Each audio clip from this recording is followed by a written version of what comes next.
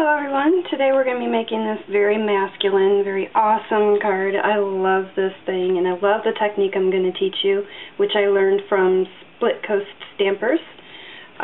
This is the inside of it. So, let's get started. Alright, so the materials that you're going to need are, now I don't know the equivalent of this. This is from Michaels. It's just this kind of textured paper. I like it. I'm going to use this, and if I can find something that's equivalent to it for through Stampin' Up, then I will post it at the bottom. I'll put a little blurb in there saying what it is. All right, and this is cut at 8.5 by 5.5, or 5.5 by 8.5, and scored and folded at 4 1/4. Okay, and then you're going to need 2 pieces of chocolate chip, both cut at 4 by 5 1/4, 2. And you'll also need another one of these creamy colored pieces from Michaels. This one is 3.5 by 5. And then you'll need a piece of chocolate chip and another piece of that cream. And I went ahead and just cut them out already. I cut them using Spellbinder's die. It was these two. So it was the bigger one, the chocolate chip, was the second one in, and the cream was the third one in. Okay? And I just went ahead and took care of that right away so that I could save some time. Another thing that I did before was I embossed one of the chocolate chips, one of the 4 by 5 1/4, and I used Cuttlebug Traffic Jam for that. It's this kind of blocky, almost argyle, but not quite.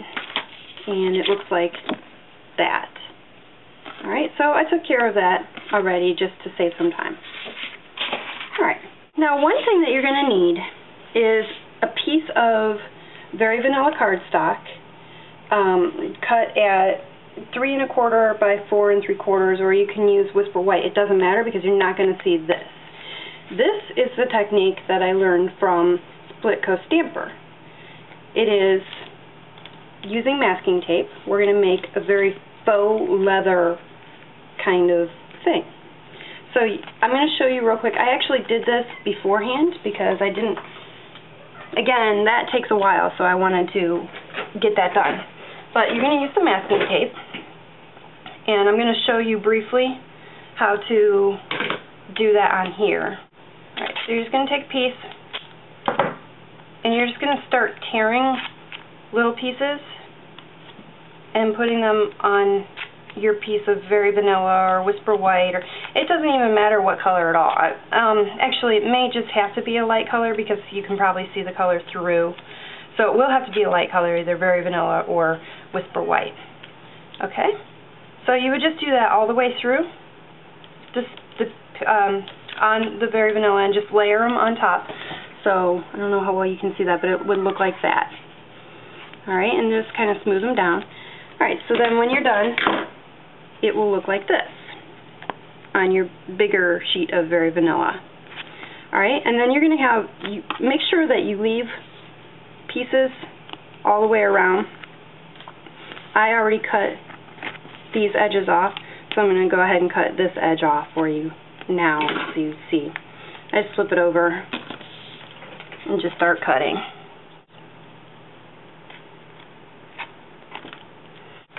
Take a piece of scrap paper, because you're going to make a mess if you don't. And I use the Tea-Dye Distress Ink first by Jim Holtz, which I got from Michaels. And I just start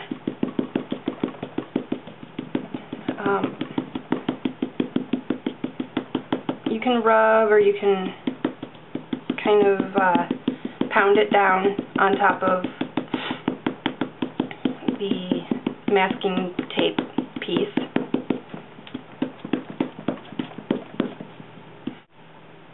Okay, then the next thing you do is take your crumb cake and just go over it as well, like you did with the tea dye.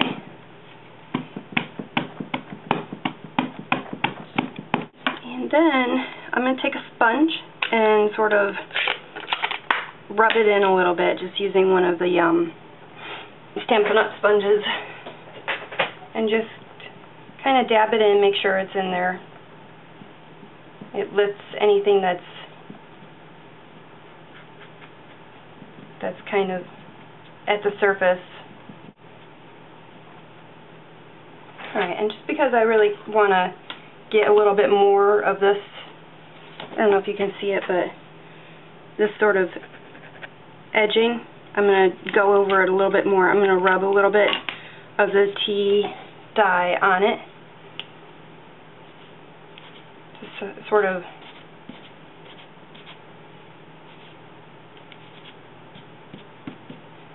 bring out those edges. Alright. And I'm going to go back over it again with the sponge.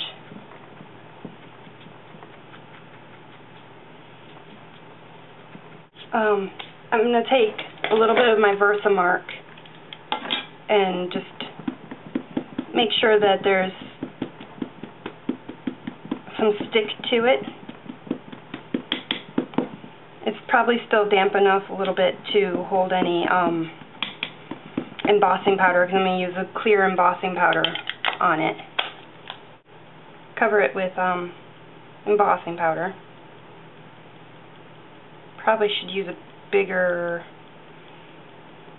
piece of scrap paper, but we're going to just hope for the best here. Alright.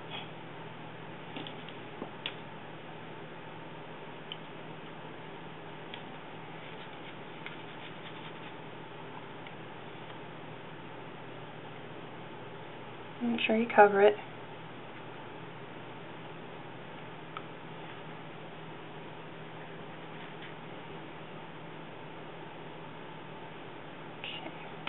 And tap all the excess off.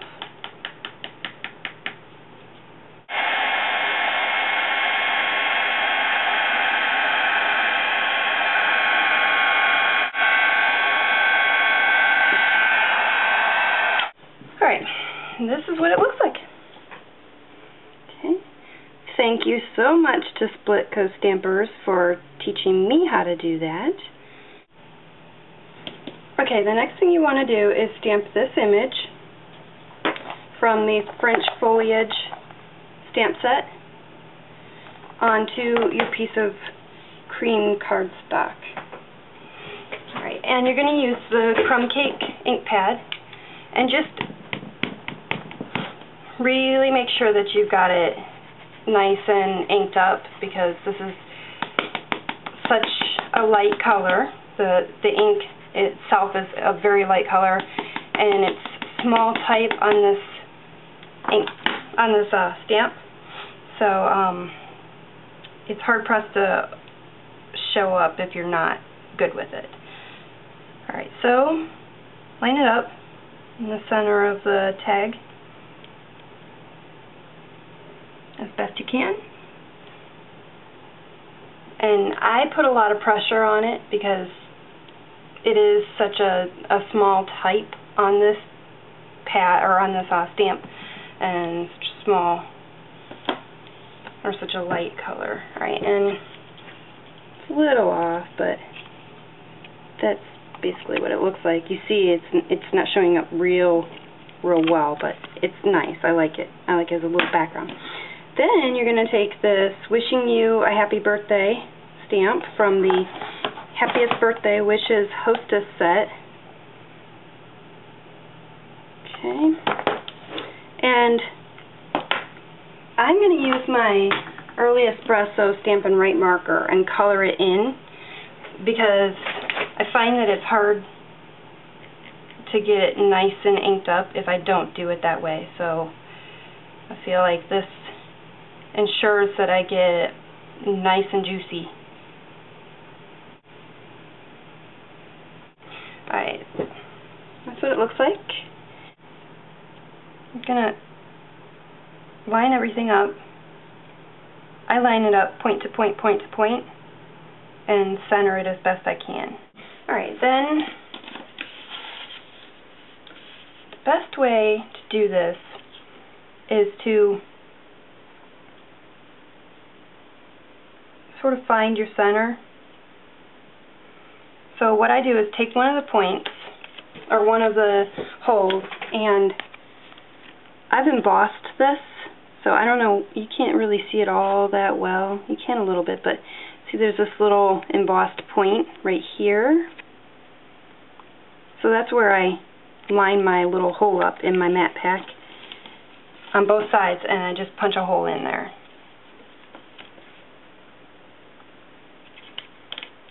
So, punch one. Alright. Looks like that.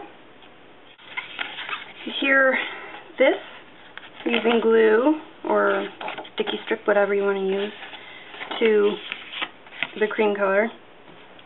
And using dimensionals, I'm going to adhere the faux leather masking tape piece, the embossed chocolate chip.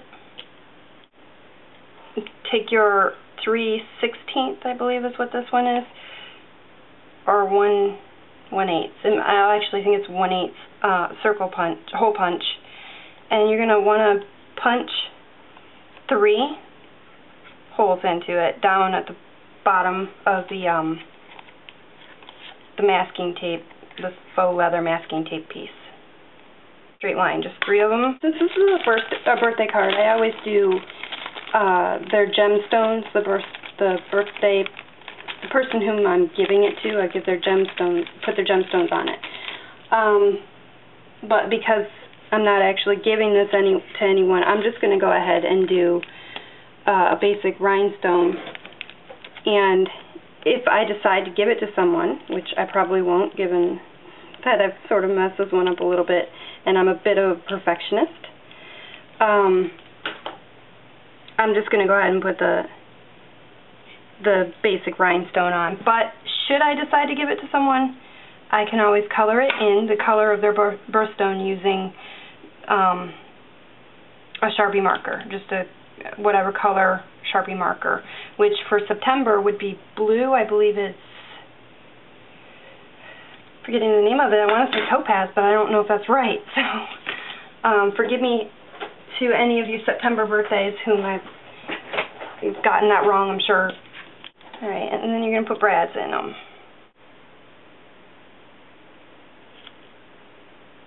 I'm going to take one dimensional and cut it in half.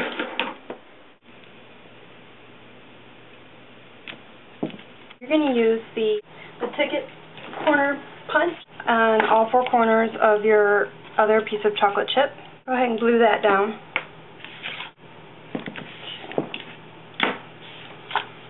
Ticket corner punch your other sheet of the cream colored cardstock. Using these 2 stamps from the French foliage stamp set again. And your crumb cake ink. Ink them up real well. And stamp your image down.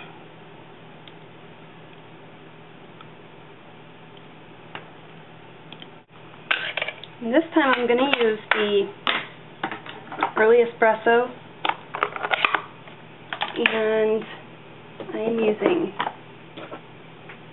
this stamp from the other, it's 1 of 2, so it's the Happiest Birthday Wishes Hostess set, and this comes as a package of 2. So it's the other one. And just get it nice and inked up. Again, this one's a little bit difficult. So you want to make sure, look at it real well and make sure that you've got it nice and inked up.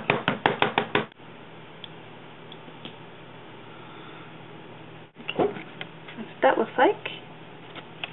I'm using a Jim Holtz little sponge thing and get it nice and inked up in the crumb cake. And then just going a little far into it.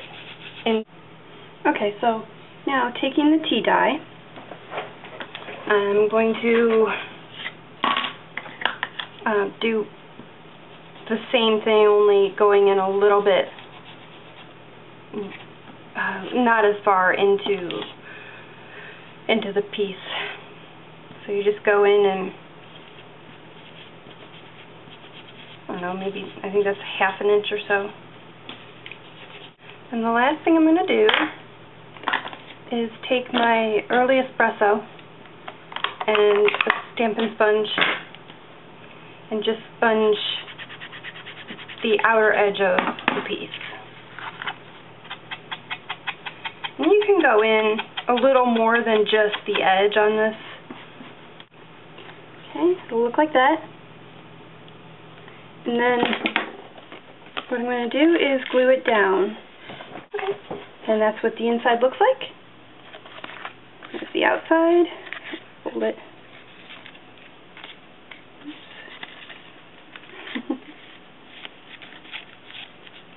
Okay, there's the outside folded. I love this card. I am in love with this card. Okay, so I had fun working on this with you. I hope you all had fun as well. Thank you for joining me, and until next time, happy stamping!